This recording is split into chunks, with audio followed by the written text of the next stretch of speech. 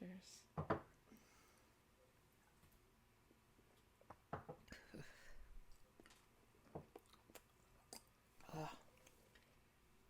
Oh. I drink all my pop. I can get a water bottle. No, it's okay. We're just gonna be dehydrated. Oh. Welcome back. Off the Cuff Nurses. Off the cuff, off the record, off the chain. Ugh. We had another gin shot. It's not as piney as some of the other gins. Or is it the fact that it was in the freezer? That might have helped. I think so. It doesn't taste good. No. But it's better than that raspberry vodka. Anything's better than that. That's such a conundrum for me. Like, I know.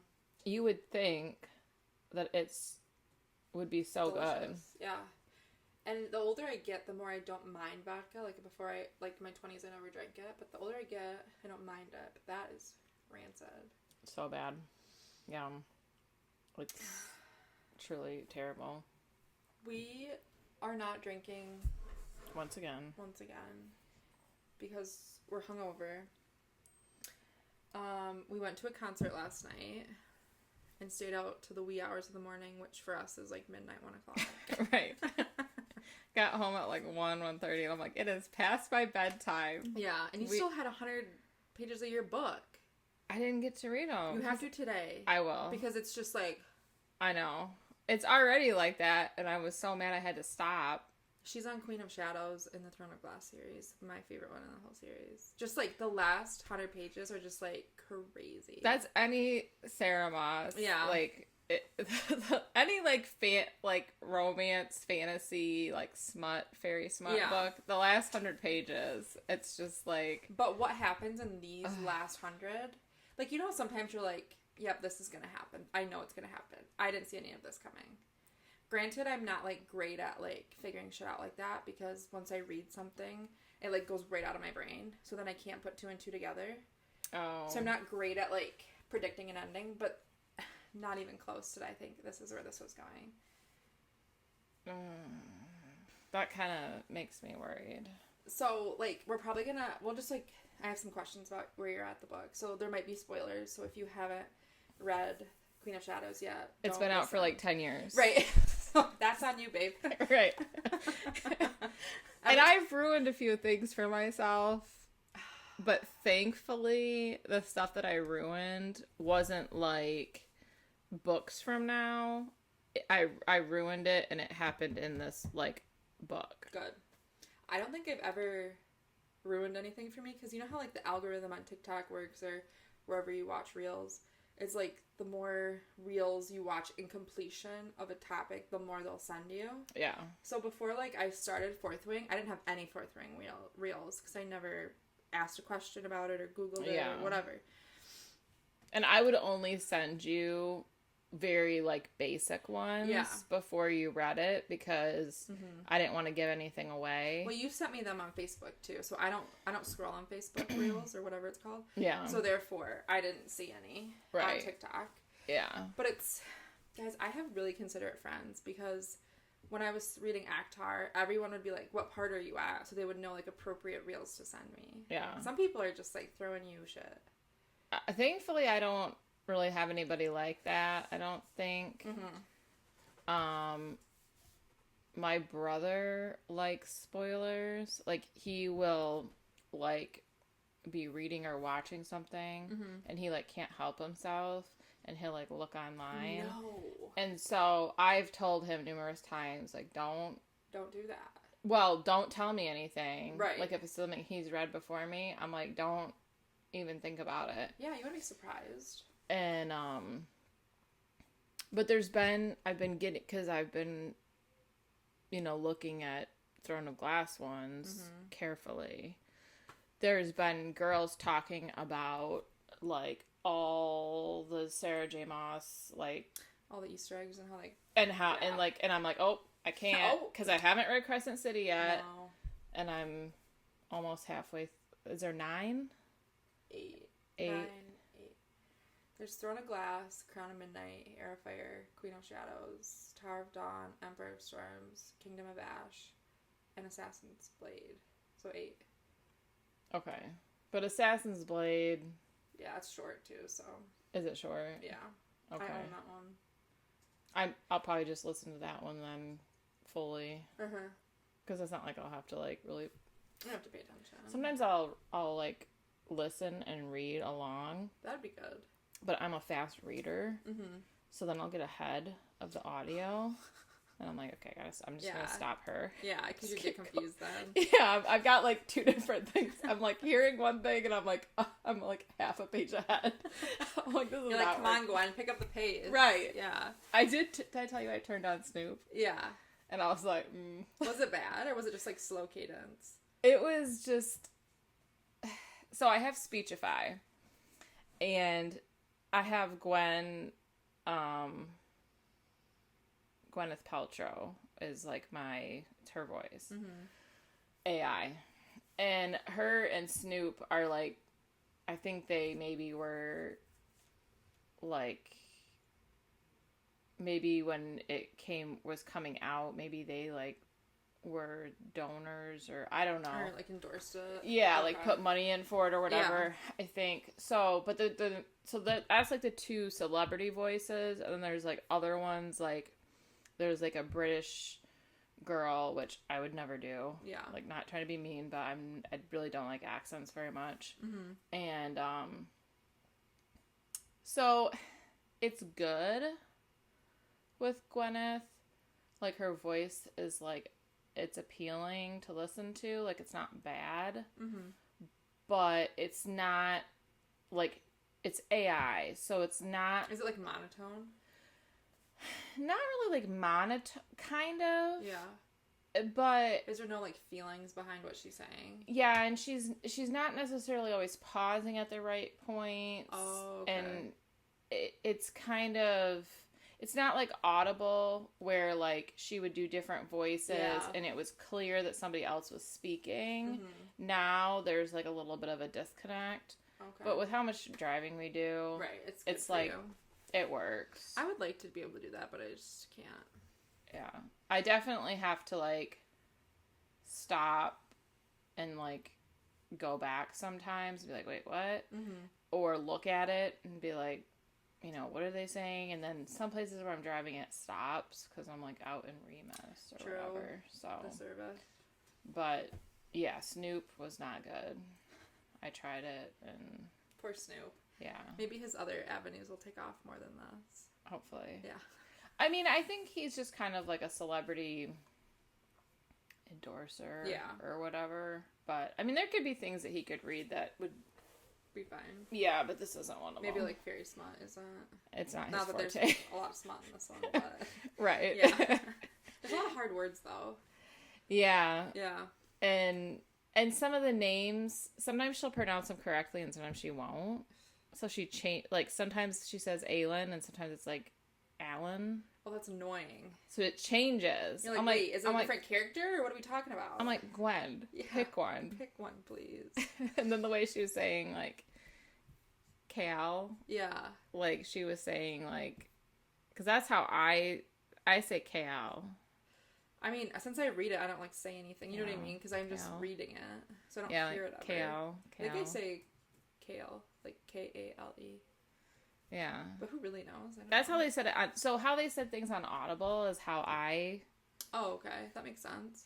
Because it seemed like she would know how things were supposed to be pronounced. But, like... Some of the ways they pronounce Arobin I didn't like. That's, like, so easy. That's an easy one. It's very phonetically spelled. Yeah. And then, like... Damn him. Is it Adarlan or Adderlin? I say Adderlin. Yeah. So on Audible, they said Adderlin. Yeah. But Gwen says Adarlan. And I'm like, I think it's Adderlin. That would stress me out. To be like, are we talking about something different now? Like, I don't know. Where are we at? Yeah. But I get it, because everyone's name's weird, and all the places are weird, and... Yeah. You just have to finish that book today. I know. I will. I really don't have much left. So are you going to do the tandem read then? I think so. It's actually flowing really well. I'm very happy that I got over the little hurdle I was at. because kind of, like, you have different points of view. I don't know if you want me to tell you, like, I mean, that's not going to give anything away. Yeah. But Tower of Dawn is Cole and Nezran. And then Emperor of Storms is everybody else. So, but they're in different lands at the moment, which I can't say why. I don't think I'm going to really like... I really don't. I mean, he did apologize, and they kind of had their come to Jesus moment, like him and Aelin. But I really don't like him. I know. I think he is just, like, self-righteous. He's been... You know, it hasn't even been... They were saying it had been, like, roughly a year-ish, not even, since they went and got her from Endovir. Mm-hmm. Dude, you've been in the rebel movement for 5 minutes. Stop acting like a badass. And you're acting like... a child. Yeah. And you're like, oh my gosh, this was so fun. I don't know if I sent it to you. It was this reel, and it was like, Kale, and he's like, what do you do for work? And then it's or Selena. Yeah. Selena or Aelin. She's like, I'm the king's assassin. And he's like, so... Like, what does that entail? She's like, I'm the king's assassin. And then he's like, so you kill people? And she's like, I'm the king's assassin. Oh and he's like, how could you kill people? That's so terrible. And she's like, I'm the king's assassin. Right. And honestly, you let a lot of people die on your watch. Yeah. So how is that different? Right. Like, you knew people were being slaughtered and you did nothing. Yeah. So how's that different? And then he's mad at her for, like, you were gone. You sent her the fuck away. And now it's her fault that she was gone? He, I think deep down, loves her still and is mad about the Rowan thing. Probably. But, so everyone told me, like, going into this, they were like, Tower of Dawn, so boring with Cole and Nezran. Yeah, that's the one I feel like I probably am not gonna love. I really like it. Are you? Like, You're liking it? I'm like... maybe the tandem read will help. It does, because I can't wait to, like, get back to their point of view on what's happening, because it's both happening at the same time, just in different lands. Mm-hmm. So that's why it's kind of fun to be like, if you're kind of bored with someone's storyline at the moment, it'll switch the next chapter. But it's not confusing in any way. Well, and I feel like this book is a lot like that, because it'll, like, show, like, Dorian and his inner struggle with the demon, and then it'll show Manon and, like, her stuff, and I kept getting excited for it to go back to her, because I wanted to, like, know more stuff, and then, like, Aelin, and, like, so it did kind of, I liked how this book did that, jumped around. You'll, like, get the tandem then, too. Because it was, it's like, if you started to get bored with one, then it's like, well, the next chapter will probably be somebody else. And in Emperor of Storms, it's still kind of, like, separated into the lands that people are in, because one is, like, Aelin, Adian, and Lysandra are together for right now. Mm-hmm. And then another one is Dorian and Rowan are together for right now. Oh, okay. And then another one is Manon and what she's up to. So it kind of does still separate like that too. Yeah. But now I'm getting to the point where there's crossover in that book, where now, like... That would be way, like, even more interesting. Yeah, because now Aelin's with Dorian and Rowan right now, so it's, like, crossing over. But then Kale and Nezran are just doing their own thing, but... That sounds boring to me. It was at the beginning, and I think that's what the hurdle was. Like, it takes some time for it to, like... Yeah. And that's a lot of times, like, the second Akhtar book is my favorite one, but it did take a little while to, like, get into it. Yeah, and where Cole and Nezran are right now, they are in a different land that nobody's been in before in the book series, so it's a lot of world building. Mm. But I kind of am intrigued by this world that they're in, because it's different than any of the other worlds. There's, like, a royal family happening. Is it Aniel? No. Oh, okay. It's called, like, Antica or something. It's in the south. They had to go there for, like, a specific reason. But... Is it where she's from? Yeah. Okay. But it has, like, a whole different, like, hierarchy, and there's a royal family, and you get to meet all of them and have all their history, and I'm kind of, like, into learning about that right now. And then a lot of, like, different... I like that. Yeah, and a lot of different magical people come into it that you don't really hear about at the beginning. It definitely adds in, like, new characters well. Mm-hmm. And Nezran, I'm like, not that it really matters, but I like to picture it in my head. at first I was like, okay, is she like Asian? So I was kind of like picturing like an Amarin in my head. But then I saw some like AI like artwork, and it was, at least I'm assuming it was AI because it was really good. And she looked more like, have you seen the newer Mummy movie with Tom Cruise? It looked more like the girl from that, which would be like more Egyptian, like Middle Eastern. Yeah. When I was reading her, I imagined like Indian, dark skin. Because when they said the kohl around her eyes, it made me think of like a Cleopatra kind of like eyeliner. Yeah. Like, so then I was like, I don't think she is. Maybe she isn't Asian. And it's hard because like when you read like a book of our world and they say, okay, they're from China or Japan or Korea, you know what they look like. Right, yeah. but here it's like a whole different world. you don't know like what the South means. Right. Yeah, that's true. I'm really... The more you know about like the people, which they'll explain, like the kind of people that live there, the more you'll get like the gist of what she looks like. Okay. But in Tower of Dawn, I'm liking Cale more. He's like redeeming himself for me. And Nesrin's just Nesrin. Like, she's not good. She's not bad. She's just there. She's just fine. She's still just fine. Like, whatever. Yeah, I mean, it's hard because, like, I don't want all the male characters to be, like, pining after, like, Aelin and, like, depressed. But at the same time, it's kind of like, you break up with somebody, you don't want them like happy with someone else, right? And so that's kind of how I feel like with Aelin, like, but she doesn't seem to care. It just got Rowan, so I mean, like, and I think something's gonna happen there. Dorian did have somebody, that broke my heart. I'm like, he's gonna be messed up. And he didn't get to mourn it because they slapped the collar on him. I know.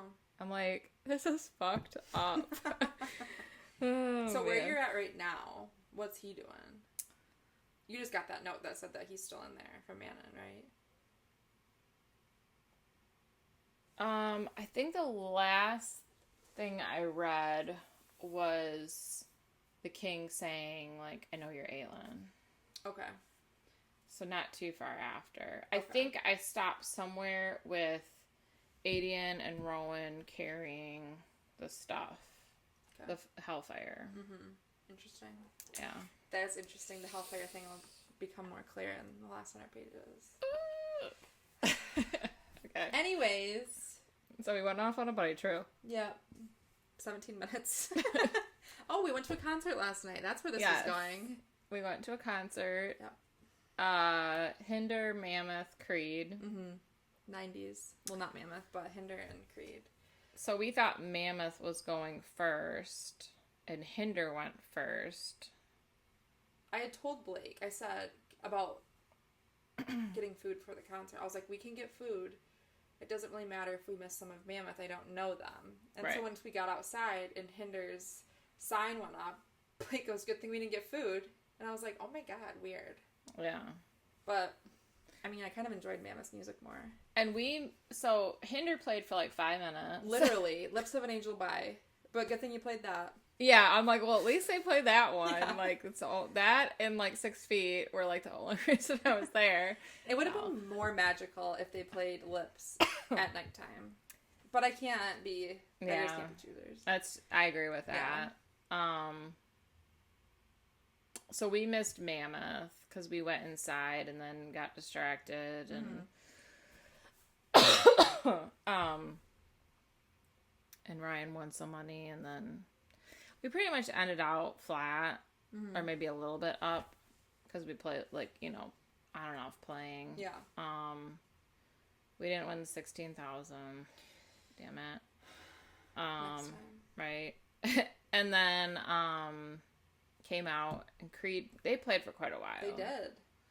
And I was gonna like burn that place down if they didn't play. Like, they were tricking us. I know. Making us, like, they turned off all the lights and it was like they were done, and I'm like, I'm trying to start like a 6 Feet chant because I'm like, if they don't play this. I know, that's my favorite one.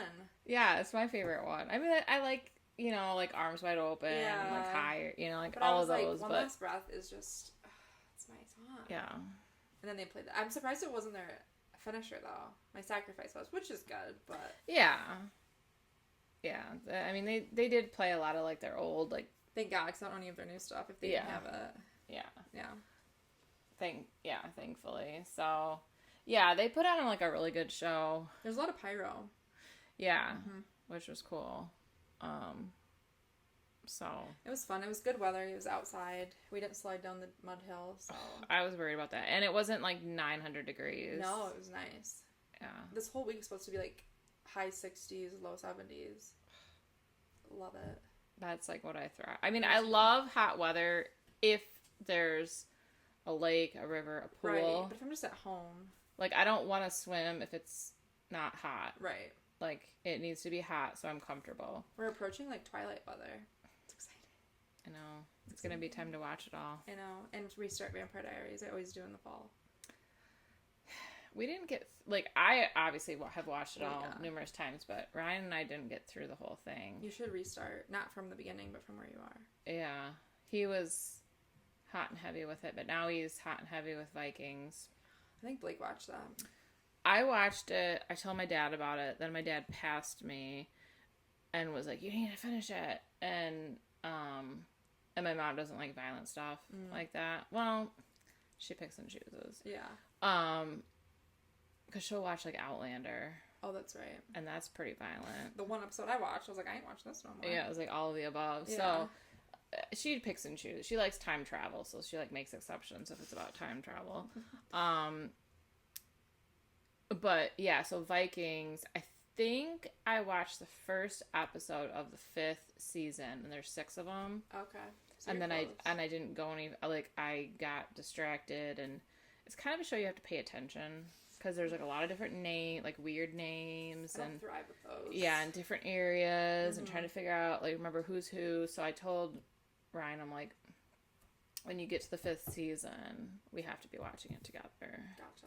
Because I haven't watched it yet. And I'm not going to see bits and pieces. Mm-hmm. So. I know Blake watched it. I don't know if he watched the whole thing or what. But he likes stuff like that. Yeah. I don't. Yeah, it's not your thing. I need comedy is my only genre. You're like, that's it. In Vampire Diaries. Yeah. So that's about it.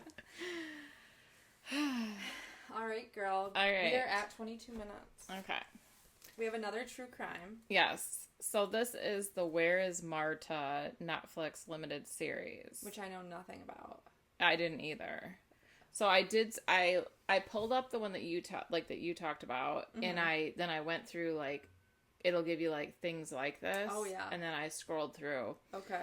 So this, I really put a lot of effort into this because it was in Spanish.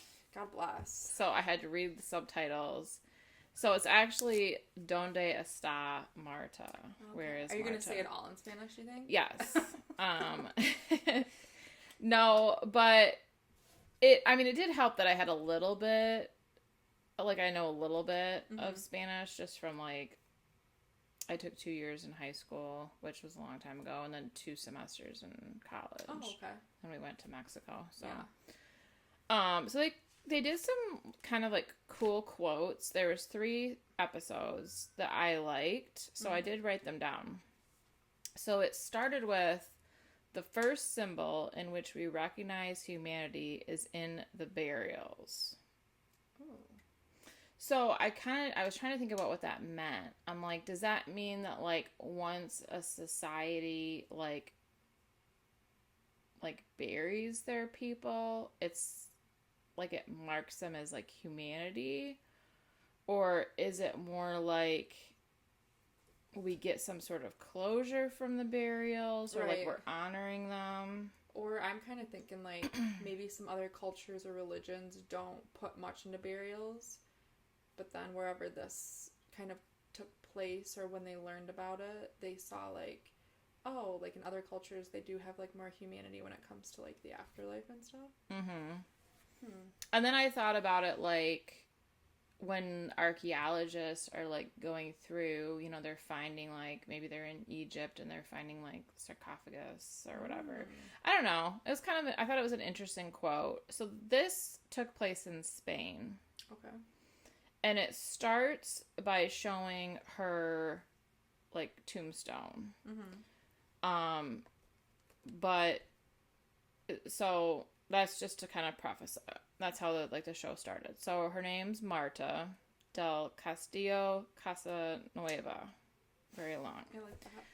She was 17 years old, and she lived with her parents and like younger siblings, like younger sisters, I believe. And so in Spain, I think there's not as much like area for people to live. Like if you're not like super wealthy, you're not going to have like land and like this big house. Isn't it more like all your family lives with you and it's a really small property? It's either that or you live in like this like high-rise type thing. Okay. And it's kind of like an apartment, but it's like bigger for like your whole family. But it's like level. So like they build up. Oh, okay. So that's where she lived. Like her family didn't own the whole building. So other people live there too. Yeah. Okay. But it's like apartment style, but like bigger. Okay. To like house more people. So it starts out, she's getting ready to go meet Miguel. So they kind of gave some like weird information, but I just wrote it down. So I guess she met Miguel because his niece was going to the same school as her. Which when they first said that, I'm like, how old is this Miguel guy? I was really just gonna ask like that. I'm like, okay, this is creepy. Apparently he wooed her and she evidently liked him. Okay. That's how it always starts, kids. All right. They were together for a month and a half. So, I mean, it was real long. And he was 19. Okay, so not that much older then. So I'm like, okay, he's got some older siblings, and that's where the niece comes in. So she's 17? 17 and 19. So it's not weird. It's kind of weird. Well, I'm thinking like 35 or something. Right. Yeah. When it says like, it's like he's the creepy uncle. Yeah. Like her, you know what I mean? So she leaves him. She left him because he's very jealous and controlling, is what the mom said. But the mom said, I know she was still in love with him. I'm like, a month and a half? Right. Okay. At 17. But she said she listened to her head over her heart. And apparently she told the mom, I have to go talk to him about, like, the relationship ending and... No, you don't. Right. In a month and a half, you don't gotta say anything. Right. A couple of years, yeah, I'll probably go talk it out. Right. And, so she leaves, and the mom was like, I never saw her again. Dad saw her in the doorway of the building they lived in. So, like, she's coming down the steps. As she's going to see Miguel. Yeah. Okay. And the dad was coming in with groceries. And I guess she was, like, talking in the doorway with Miguel. And he had his motorcycle. So he's, like, the bad boy. Like, you know. And I guess her dad just said, I don't want to see you riding on that. Legit. You know, and then left. So... Then they started trying to call her, like, in the evening. So did she go off with him then? Mm-hmm. Okay. The family was trying to call her, like, and for whatever reason, it was saying that, like, her phone was either switched off or out of range. Great. It's Spain, so things are different. Like, right. If you call somebody here, that's not what it's going to be called. No. Like, switched off or out of range. But I don't know what that would be, like, similar to. Like, this number has been disconnected. That's what they'll say here if it's, like... Right, or, like, the party you were trying to call can't be, like, reached. Like, if your phone's dead, it'll say that. Yeah. And so her sister, Karina, said that she had a gut feeling that she wasn't coming back. She's like, she always had her phone on her and always was, like, answering it. So it was just kind of like a, you know. So then she had some friends that were good friends, and that were, like, her mom was, like, in contact with, like, oh, I haven't heard from her, like, what's going on? So, like, her friend Christian, he told her mom that he saw her in the square. Mm-hmm. So I'm assuming that's probably, like, a hangout area that we would have around here. And then he saw her leave with left with Miguel on the motorcycle. And then there's a Samuel, which is spelled like Samuel, but they pronounce it Samuel. Love that. He was not a good guy. Was he in cahoots with Miguel? We'll see. Uh-oh. So he was friends with Miguel. And he said that the mom said she tried to call Miguel, but I don't have a number for him. Apparently, Miguel's got tons of numbers. Red flag. Burner Why? phone. Yeah. Why do you have all these numbers? And Samuel said, "Oh yeah, I talked to him, but I don't know anything." And then he told her that he said the only thing he told me is that he left Marta at 12 o'clock, like midnight. Okay. And the husband says it's not even 12 yet. Like, the mom was on the phone with him, and it was, like, before 12. And also, where did you leave her? Well, we'll get to that. Oh, no. But why are you, like, that time... If you're going to lie, you got to make it legit. Right. At least look at your watch and be like, okay, like, this is believable. So automatically the husband's like, the dad's like, something's not right. Right. So then they enlist the help of her friend Alejandra. Is she good? Yeah. So Eva, that's the mom, she called, asked for Miguel's number. Alejandra didn't have, or I guess she did have one of them. She called Miguel, no answer. When she talked to Samuel, he said that he was somewhere far away. And so then she called El Cucho. So there's 3 guys. Samuel, Miguel, El Cucho. El Cucho sounds crazy. It's like, it stands for like Boogeyman. That was like his nickname. But like the 3 of them all hung out. If my daughter's hanging out with someone whose nickname's the Boogeyman, I'm shutting that down. Right. And apparently El Cucho sounded drunk. A lot of noise in the background, but he said he knew nothing about Miguel. Okay. But Miguel, Samuel, El Cucho were always together. So she's like... musketeer situation. Right.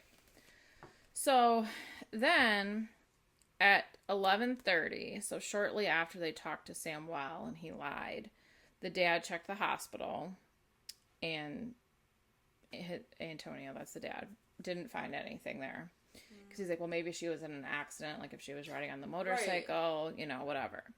So then he goes by where Miguel lives. It's called Leon 13, and it's an apartment complex, similar to like where they live. Okay. So it was like 12:45, and so the dad is like headed there. Well, then finally the mom in the interim gets a hold of Miguel, and he said, "No, I left her by the glassware shop." So left her at night? Yeah, the Dima glass shop. So apparently it was right next door to her housing building. Oh, okay. He left her right outside that. Yeah. And Eva said, "No, like, you didn't." Yeah. Like, she doesn't believe him. And she said that she felt like fury, rage, fear. She called him back shortly. And she said, "Look, if my daughter doesn't come home, I have family in the Civil Guard, and they'll be all over you."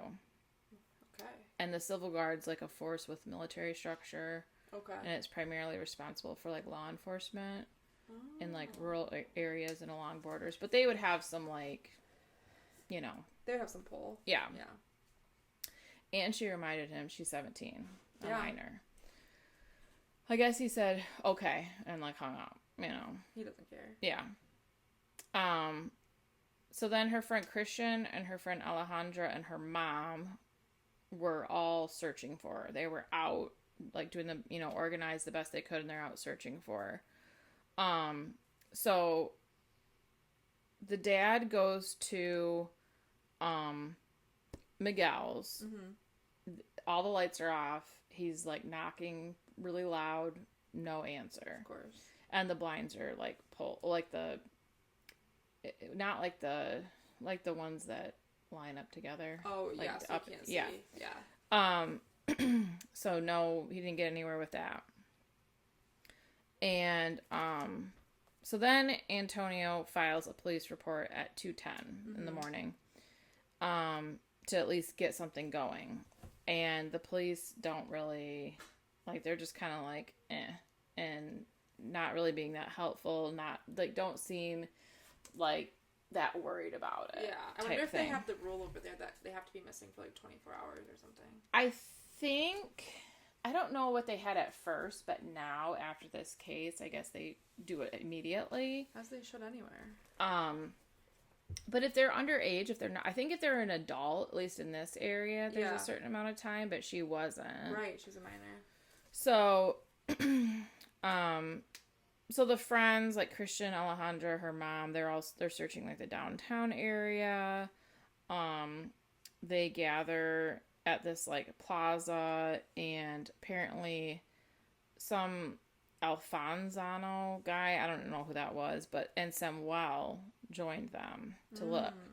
And she thought it was weird because Samuel had like wet hair and a very thin sweater on, and it was like pouring rain, and it wasn't like the type of thing you would wear, like a thin sweater. And he said he was out running. You're not gonna run, and it was raining so bad it was like flooding in areas. Like 2 a.m. now? Yeah. So why are you out running? Yeah, and he looked super sketchy. Like he just looked. I'll have to show you some pictures. Yeah. So, so then it talks about how Alejandra's mom calls Miguel's brother, Francisco Javier, at like 4:30 in the morning. At first, he's happy to help. Yeah. Well, then he refused to give her Miguel's new phone number, but said, "Don't worry, I'll talk to him." Yeah, I'm sure he will. And then he called back 5 minutes later, said he spoke to him, and he said the same thing, that he left Marta by the glassware shop, and that was it. So they drive by Miguel's house, and Alejandra says, "Mom, that's Miguel's motorcycle." This was like 5:15 in the morning. Yeah. And Christian was like, "Yeah, as soon as I saw the motorcycle, it started to smell fishy. Like, okay, he's here, but where's Marta?" So, like, let's wake up his brother. So they call him back again. Or no, they actually show up there at the house. Like, ring it's one of those buzzer ones. Yeah. Like a high rise. Miguel comes out and head is down, and like his brother's speaking for him. That's weird. Right. And I guess they let Susanna, like Alejandra's mom, go in, and she said the house stinks of bleach. Right, like very strong. But they wouldn't let anybody else in. Like, they blocked everybody else from coming in except for her. Are they gonna kill her? No, she got out. So then, at 6:30 in the morning, Antonio filed an extension of the original report with the police. And they still just kind of were, like, lackadaisical about it. So the police, because this was like a weekend, I think, they said, "We'll wait till Monday." Great, let's do that. Yeah, great. So then finally, it was like January 25th at 1 p.m. Oh no. She's been missing for 15 hours. The police finally, they're like, "Oh, maybe we should look for her." So, and the father had like walked up to a police car and asked, like, "Have you guys, found anything?" Yeah. And they didn't know anything of a missing girl. Like, they're like, "What are you even talking about?" That's sad. Yeah. So much for her pull. Yeah. Yeah. So her uncle's involved, like he's helping. He like went to Miguel's too. He was trying to find out what he could find out. So he went to Miguel. 2 of her friends went with him. And then they said like, "Oh, look, that's Miguel's brother's car." So they knew that like Francisco Javier was there. So Francisco answered the buzzer when Miguel didn't answer, and they opened the door, and he didn't really give him any information. Right. Or no, a neighbor let them in. Okay. They didn't answer. So a neighbor lets them in with like they just started pushing the other buttons, and someone finally let them in. Yeah. And then they spoke to one of the neighbors, and they said they saw him yesterday and thought it was weird because it was super early in the morning, and he had a wheelchair. Oh, God. Miguel.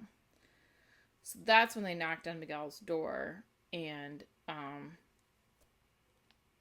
they only let the uncle in, and once again, like the other people were left outside. And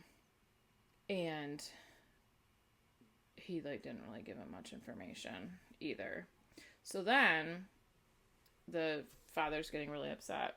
He files a third report at like 1:30 and added the wheelchair detail. Okay. Because they thought that was weird. It is weird. But, you know, like, the police really, they're not doing much. Mm-hmm. So they have, like, I think it's like social media, like a bloggish looking social media. Okay. They were all posting on there, like, have you seen her? Oh. And, like, everyone was, like, worried about her and, like, you know, whatever. But they, like, didn't really get much information from there. So then they're kind of watching Miguel's door, like, trying to intercept people, like, that they see.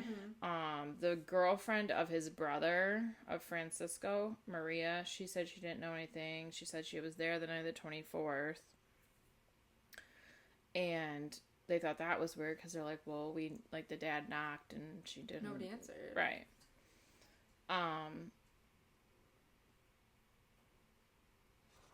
So then...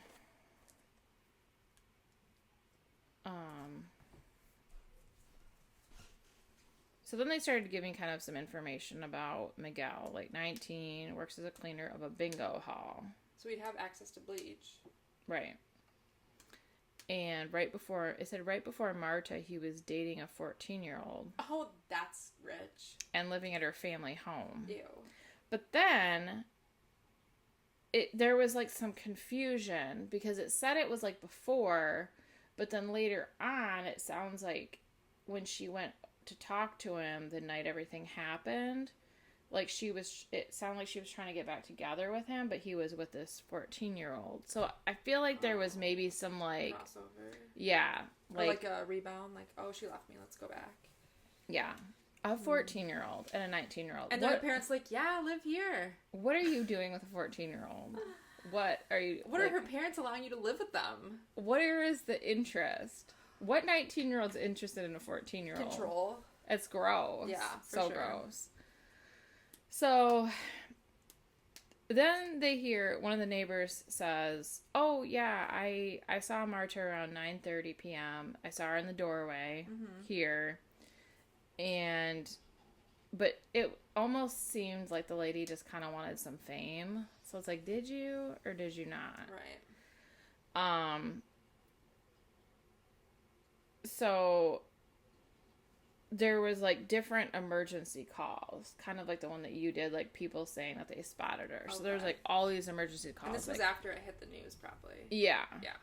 There, like one person was like, "Oh, I just saw her around Santa Justa." Which I think people could have, like, you know what I mean? If I saw a stranger, right? If somehow their face stuck with me, but I didn't know they were missing at the time I saw them, and then I saw them on the news, I would then call. Right. So, like, it could be legit. Yeah, for sure. And then another one said, "I know where her body is." Ew.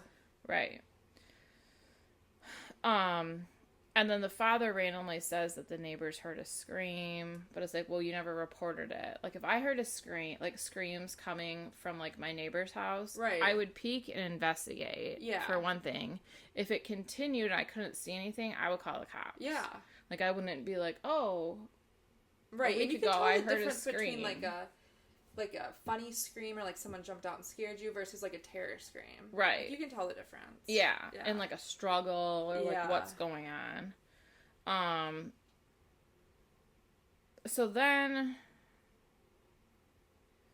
So Miguel's brother was giving testimony during this miniseries. Okay. And he was like, had like a hood on, and it showed like the back of him sitting, and it was like in the dark. Yeah. Coward. He's like shisty. Okay, so just to preface that he's like giving all this commentary. But not showing his face. Right. Love it. So then Miguel gets called to go see the police and like talk to him. And he calls Javier to let him know, and he just had to like leave a voicemail. So he's questioned for hours and then he's released. So then they're still like searching, and there's people marching in like the city, like it's like, where is Marta? Aww. And they've got like pictures of her and stuff. So then Miguel's he's arrested 3 weeks after the disappearance. And like based on proof? no. Okay. But it was like suspected, I guess.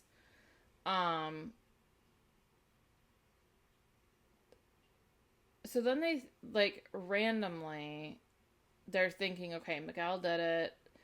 Apparently they found some of her blood on a jacket that he'd been wearing the night that that it happened. Yeah.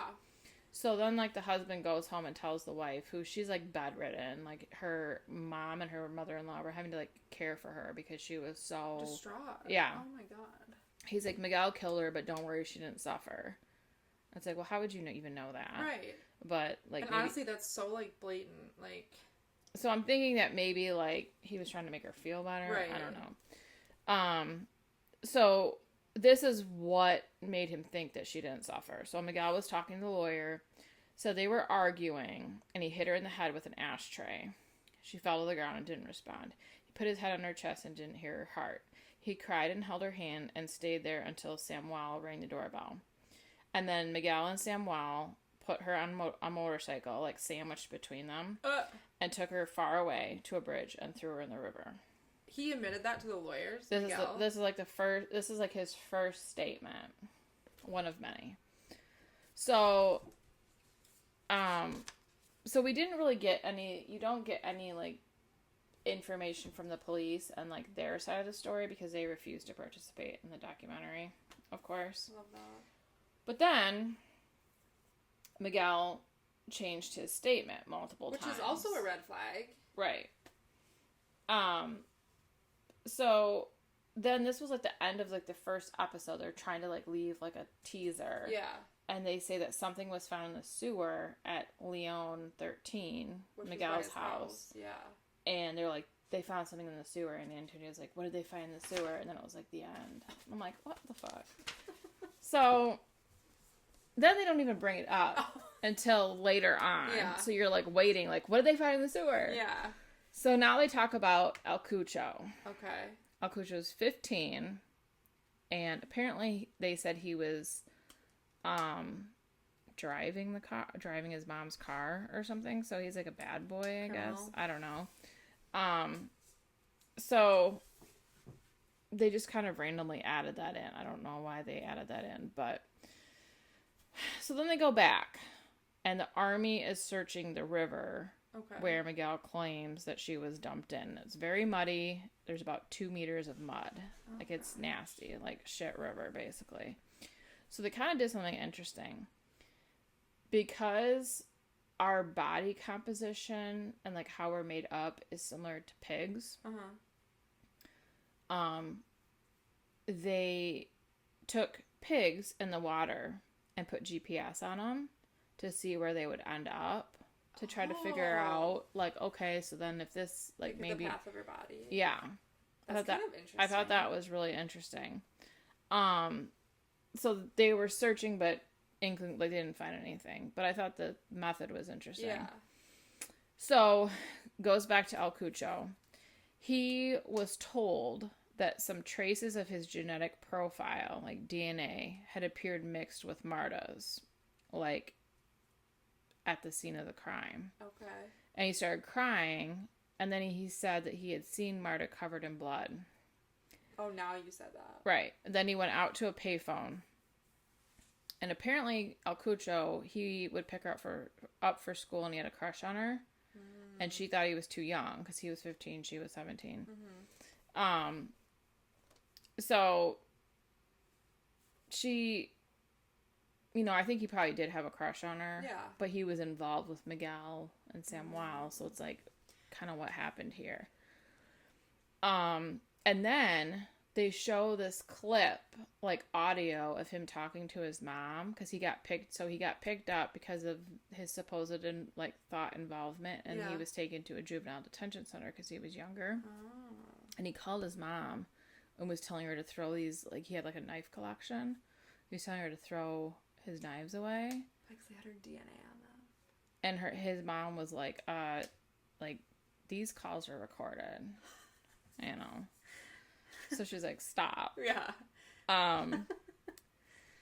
So then Miguel puts out a news story. He has like 7 different statements, confessions. He takes it back and says El Cucho murdered Marta. Because now that he admitted to something, he's going to frame him or something. Right. So he claimed Marta was on the bed, and El Cucho had a knife to her throat and told her to take off her pants. And then slapped her, took her underwear off as well, got on top of her. It didn't say they did anything, but I'm assuming. Yeah. And then he had her get on her knees on the floor, and he took out electrical tape.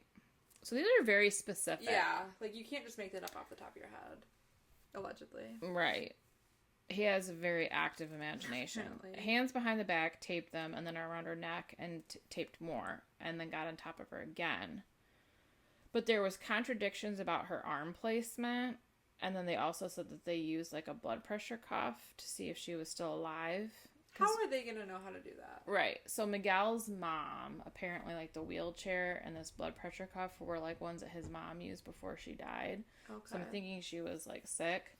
If Miguel saw El Cucho doing this to his girlfriend, you're just going to let him do it? Right. And he's younger than you are? Right.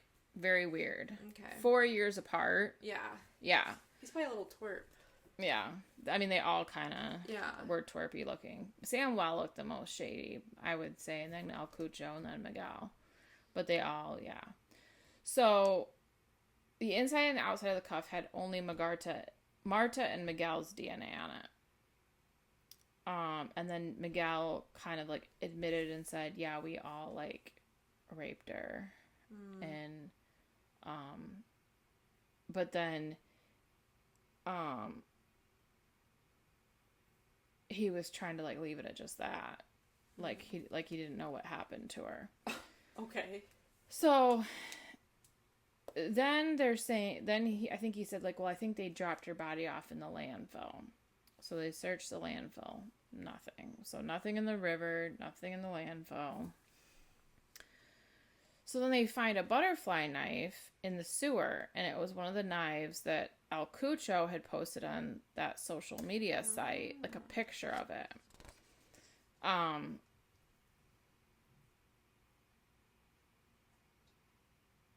Oh, and then they got the president involved. Like, the parents, like, literally met with, like, the president. They were asking for life imprisonment. So Miguel's still arrested. Yeah. He tries to commit suicide. He was unsuccessful. Then Maria, his brother's girlfriend, was arrested and then released. She was the daughter of a politician. So I'm sure there was some pull there. So Francisco still doing everything he did in the dark. Yeah. Like saying, oh, like, whatever. And then for some reason, his 14-year-old girlfriend got involved and confirmed the ashtray story. So she was there? It was like he had told her about it, is what she was claiming. But it seemed like she's 14 years old. Word of mouth is sketchy. Right. She said that Miguel took her to a plot of land in a certain area. So then they started searching there. And they did find some weird stuff. Like, there was a sheet found with red stains on it, but then it ended up being a dead end. So I'm assuming they weren't able to detect if it was her blood or not. So that was the first 2 episodes. Okay. Then the 3rd episode is where we kind of get, like, more, like, detail, but, like, figure out what happened. So this was the interesting quote that they put at the beginning. It says, every once in a while, tell the truth so that the people believe you when you lie. So it's like, I haven't thought of that before. Right. So, El Cucho, he was outraged. There was outrage at his sentence because... Did he ever deny the claims that Miguel made of him? Mm-hmm. He denied them. Yeah. Okay. But there was no evidence of rape and murder without a body. Like, the body hasn't been found. Mm-hmm. So he was convicted of concealment. Okay. Meaning, like, he didn't murder her, but he, like, helped dispose of the body, is what they were, like, saying. And then the DNA only proved he was there, but he hung out with Miguel a lot. So, like... And also, when you got asked the first time, you denied it, and then you admitted to it, so you also lied. Right. So, they were going to do a 3-year sentence, But he almost went free. But then the prosecution asked for the unlawful concealment. So he was supposed to get 3 years in, like, juvenile detention. But he's 15, so it basically would be until he is an adult. Mm-hmm.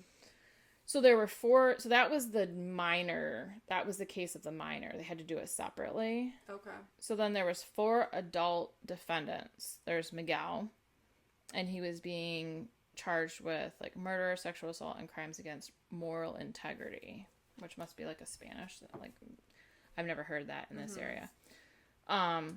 So first he claims they were arguing about getting back together, and then he hit her in the head with the ashtray, and then he got worried, so he used the blood pressure cuff to see that she had no pulse. Now, I don't know why you would do that and not just be like, right, let me check your carotid. And also, it's if a manual, you're not going to know how to do it if you don't know how to do it. Right. I think it was like a wrist one, maybe. Okay. The picture, like, you couldn't really see very well, but, then he said El Cucho arrived, and he told El Cucho to call Samuel, but he couldn't find his cell phone, so he went out to use the payphone.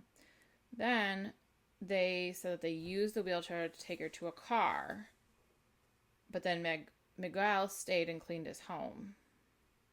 That tracks with the bleach smell. Then he claims, I lied about El Cucho raping and murdering her because El Cucho had accused Miguel's brother, Francisco, and implicated her, so he was trying to, like, retaliate against El Cucho. And he probably didn't love the fact he had a crush on her. Right. Yeah. So then but Miguel denies knowing where her body is because he stayed back and cleaned his house. But after so many versions, this is the one that kind of benefits him the most, because he's saying, I don't know where her body is. And, like, it'd be accidental. Like, you don't think you're going to kill somebody when you hit him in the head with, like, an ashtray. Right, but you could get, like, assault and battery. Right. So his lawyer was asking for reckless homicide and only 3 years. 3 years? Yeah. You obviously have some anger issues. Right. So, because she's like, it was a result of an argument and a blow. Like, it wasn't, like, intentional. And then she said, well, and this was almost 3 years after it all happened. Like, it was 2011 and all happened in 2009. Like, I mean, it was, like years later. So she wanted him, like, released immediately. Like, basically saying he's been arrested this whole time. So then Samuel, concealment and crimes against moral integrity. That's it? Well, that's what they were, like, had him on. And he claimed what Miguel said was a total lie. And then Samuel also claimed that he was beaten by the police. So, like, what he had originally said, like, confessed to, was, like, beaten out of him, basically. Like, that they told him to say. Well, then tell me. Right. And then I don't have to do that. Yeah. But then, like, the physician that, like, checked him over said he had, like, 2 bruises and his arm was, like, slightly swollen. So it's like, it doesn't really sound like you got hurt. Like, you weren't fighting for your life. No. But there was no evidence of his DNA or anything indicating involvement. Okay. And so really the only thing that they were, like, really weren't sure about with him was he denied the phone call at 11:34 with the mom. But they had, like, literally, like, phone records. So it's like, why would you deny that? Like, it's stupid. These kids are young. Yeah. But he did confirm the phone call from El Cucho from, like, the payphone at 9:30. Okay. But he said he just asked me to come, like, have a sleepover, basically. Like, not those words, but basically that. Yeah. And he just denied, like, they said, do you know where her body is? And he's like, no.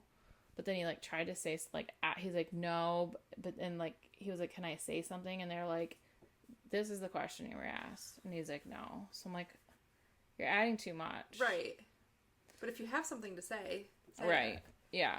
So then Maria Garcia, the girlfriend of Miguel's brother, concealment and crimes against moral integrity. So she claims she did not hear Marta's father knocking. And she claims she didn't know where the body was. Okay. So her involvement was pretty, like, minor. Like, she said she was at the apartment studying. But it's like, you're not going to study in the dark. Right. And I feel like if I was at your house and it was dark and you guys weren't here for some reason, but you knew I was here. Yeah. You let me be here and someone knocking on your door, I wouldn't answer it. I probably wouldn't if it was dark. Yeah. Like, what the hell? I'm not going to answer it. Right. That's true.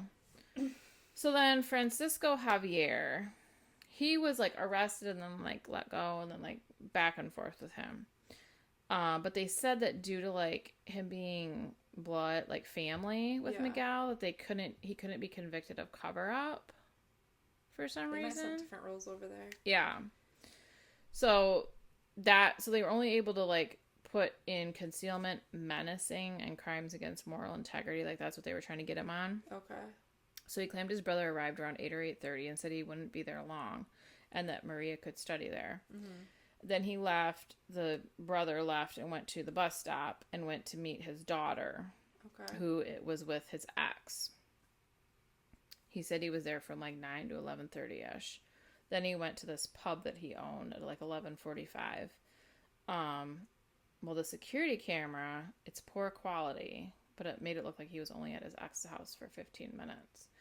But because it was such poor quality, they like wouldn't let them use it. Yeah. Okay. So then they go to back to El Cucho. So El Cucho denies taking his mother's car to the apartment. Denies Samuel coming out to tell him that there was a big mess inside. Like they were asking him and he just kept saying deny, deny, deny. He said the police pressured him and told him what to say. To agree with like what Miguel had said about like the rape and like the murder and all that. And that if like he didn't do it, they were gonna like harm his family or whatever. Sure they did. Right. So then he claimed that the police told him to blame Miguel's brother after that. Like they all keep changing their story. Well, they're so young, like you know what I mean? Right. So in the end, only Miguel got prison time. For 20 years. Okay. The rest of them are acquitted. And what they concluded is that Miguel, El Cucho, and a third unknown person got rid of her body using the wheelchair. But there's conflicting info because, like, there's a minor case and an adult case. Mm-hmm. And in the minor's case, it says that Francisco was there. Yeah. And that was what was agreed upon. And then in the adult case, it says that Francisco wasn't there. It's like, how can you have two... Right, are you there or not? Right. How can you agree that this is what happened, right, but you've got different information? So, like, something's not right. So then, Miguel gave multiple, like, versions. Stories. So then a year and a half after the trial, Miguel gives a seventh version, and now he's blaming his brother, probably because he doesn't like being in prison. Right. That Francisco Javier was mad at Miguel, and they were fighting, and then Marta intervened, and he hit her in the head with the butt of a gun several times. So it wasn't even the ashtray? That it was the brother that did it, Francisco. Mm-hmm. That he was saying, like, you haven't helped me pay for, like, the mortgage... like, to Miguel, and that, like, Marta, like, tried to step in. But then, okay, so if your brother just killed your girlfriend or your ex-girlfriend who was trying to protect you, this wouldn't make sense. But it said that Miguel dropped his brother off at the ex's house. Like... That's not gonna make sense. You're gonna, go after the brother or, like, escape or do something. Right. Unless... stay with him. Unless he was like, we have to do that. I don't know. Right. I mean, he could have been manipulated.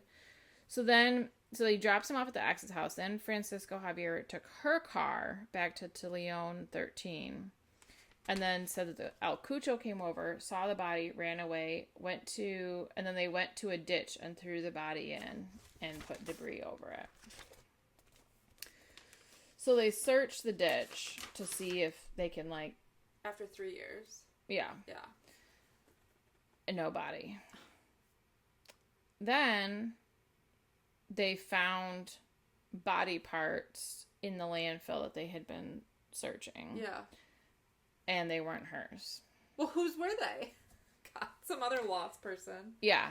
So they tried this. It's called like a P300. It's like this thing that it's almost like a lie detector, but like not. It's like this cap, and it has like these like electrode like leads coming out, and they would show Miguel, like, pictures of different places to see if he had some sort of, like, reaction. Interesting. And that's why they searched the landfill. Okay. But they didn't find anything.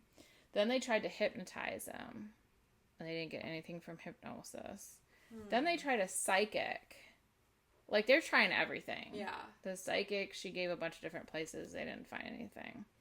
So, basically, Miguel's in jail.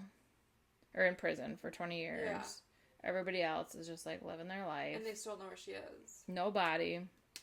Nothing. That's what I mean when someone knows the whole story. Yeah. And the brother, I think there was something going on there. Because they said that, like, the home that they were living in was their mom's, but it wasn't completely paid off. Mm-hmm. And then they needed money, I think maybe money for his business, because he owned that pub. Yeah. And it said that Miguel, like, forged documents to make it look like he had, like, a job and, like, money coming in, but he didn't have a job, and took out a second mortgage because the brother told him to. And then they never paid any of it. So I feel like the story about, like, the brother being like, we need this money for the mortgage. And then, like, Marta trying to jump in. I think the brother is, like, responsible. It could have been accidental even. Just, like, a fit of rage, you know? Like, maybe he was swinging for Miguel, but then she got in the way. But, like, say that then. Right. And it's like, crazy how, even with, like, the one that I shared, like, how much time and energy and resources and money are wasted by these elaborate lies these people do to try to cover their ass when they could be working on, like, other cases. And this one could already be put to rest. Yeah. Like, it's insane to me. And I don't understand why he was able to give 7 different And then people be like, that's a red flag. Right. One and done. Yeah. Like, you say what happened. Yeah. And you, like, because now no one, like, it's like the crying wolf thing. Right. Like, that quote, like, about, like, tell the truth, and then when you do lie, they'll believe you. Yeah. So, I think they were filming this, around 21 or 22, and then maybe they had to, like, work on, like, compiling all of it. Yeah, and, like, translation and stuff. So, January 24th, 2021, so it was, like, the anniversary of her death, or her disappearance, because they don't even know. Yeah, she could be alive, I guess. Yeah. 3 weeks ago, they said a letter was dropped off at her grandpa's house. So, Antonio's father-in-law. Okay. So, it was, like, Eva's dad. Mailbox with a location. Of the body? Or just a location? It just said, like, look here. And it was addressed to her dad, Antonio. And the father is, like, so, like, he just doesn't even believe, like, the police anymore because, like, they failed him. Yeah. So he's, like, been searching this area. There's, like, a river and, like, you know, areas around it, and he's just been searching it by himself. They could have, like, took that envelope in for fingerprinting. That's sad. Yeah. Was it just, like, an address to, like, a house, or just, like, a landmark, or just, like, a field, or... I think it didn't actually say, but it was, like, because it was in Spanish, so I couldn't, it showed, like, it was just, like, literally, like a computer paper, and it was, like, 2 lines. So I think it was just, like, kind of like an address, like, it's look hard, here. It's hard to, like, I don't know, like, I feel like if these kids were adults, this would have ended differently, or they would have been forthcoming sooner, or something. Like, adults lie all the time in court, too. But because they're so young. Right. Like, you know when you're young, you get in trouble, and then you start just, like, shit just starts coming out of your mouth to try to cover your ass. Yeah. So you don't really know. But it's like, okay, so out of all the things that you could say, you know, if you didn't rape her. Yeah. Why would you let her mom and dad think that you did? People don't care. That's, like, the worst possible. Right. You know what I mean? Like, we raped and killed her. Like, don't put or, like, that in their head. I raped her, but, like, her boyfriend was right there. Like, that doesn't make any freaking sense. Yeah. Like, y'all took a turn. Right. That doesn't make no sense. Yeah. And if he was jealous and controlling of Marta, he's not going to let other people do that to her. Right. Except for he's got a 14-year-old girlfriend now. Right. There was definitely some confusion. I'm like, wait, like, what? I kind of want to watch it now. It's like, Maybe we'll have to watch each other's. Yeah, and then, I mean, you're probably not gonna like it because you have to like read the subtitles. I know, I'm not good at paying attention to that. Like some of it was dubbed, and it would like if it was like some of it was dubbed into English. Like they were giving like the English version of what the person had said. Okay. But then a lot of it you have to read. So it's kind of like a mixture. I'm gonna have to like Google that from time to time to see if there's any new news. And I did. Yeah. Yesterday, because I watched the first 2 episodes, and then I finished it yesterday. I watched the last one. Okay. And I Googled it, and there's still. I want to know who sent that letter with the address. I know. Yeah. I hate stuff like that. That like happens so far afterwards. Well, and that it made me think of your story with like them sending the email with like the pictures. Mm-hmm. It's like helpful now. Thank you. Like the guy, I paid for her at a brothel, but now it burnt down. Crazy. It's like great. If I was like her family, I would go after that guy. Oh my god. Like, what is wrong with you? I guess it's not surprising that he didn't help her because, like, he was doing something like that. Illegal, I guess. Well, I don't think you're supposed to be fraternizing with the enemy. Even if it's, like, legal in that country, like, morally. Yeah. Like, you shouldn't be paying. Right, even if she agreed to that job or not. Yeah. Yeah. Like, it's just, like... Yours was a good story. I didn't know anything about that. Yeah, I tried to like look through, and I was trying to find one where it was like a missing situation where like they never found the body, because I wanted it to kind of be like yours, like where it's like, is she or is she not? I better find out all these answers before I die. It's gonna kill me. So the mom like grieved the daughter. She's not like bedridden anymore. I mean, it's been a long time later. Yeah. And she's accepted that she's dead. That's crazy. And she said that it took her husband longer, but I don't think he thinks she's dead. I think he's like holding out hope that she's not. Well, not. That he got that address. Yeah, it's like, well, what's like, is it her body or what is it? She being held in a bunker or what is it? Yeah, and they said they'll never move out of the home that they live in. In case she comes back. And they ever since she went missing, the light in the kitchen they will always leave on. Oh, they should have like security cameras all over. That's sad. These were kind of sad episodes we did. I know. So we'll have more upbeat and fun episodes next time. We promise. Yeah. What are we at? 112. Oh, okay.